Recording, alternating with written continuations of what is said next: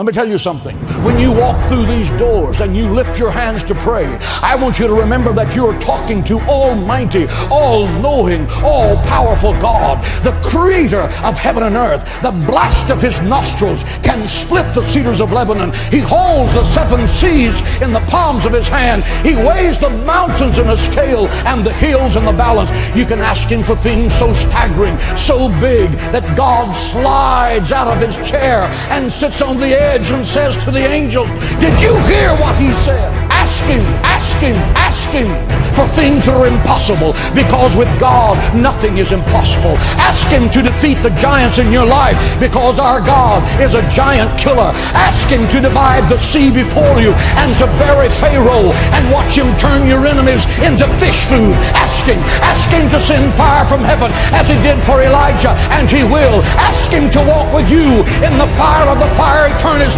and be the fourth man in the fire, and he will. He said you will walk through the fire and the fire will not burn you. You will walk through the water and the water will not drown you. Ask him. He's the God who cannot fail. He's waiting to show you great and mighty things. Ask him.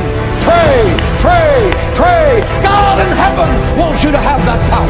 You are made in the image of God. God is not a statue. He speaks, he thinks, he talks, he feels our infirmities. He answers our prayer. He's alive. He's Jehovah Shammah, the God who is there. He's Jehovah Nissi, the Lord who is our banner. He's Jehovah Shalom, the God our peace. Pray, pray, pray.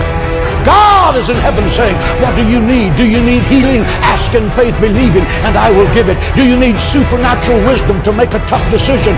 Ask of me, and I will lead you in paths of righteousness for your name's sake. Do you need peace that surpasses understanding? Ask, ask, ask, for nothing is impossible to those that believe. No good thing will he withhold from those that diligently seek him. Do you need the impossible? Then open your mouth. Open your mouth in faith, believing. You're not talking to the President of the United States. You're not talking to Bill Gates. Both of them together can't control their next breath.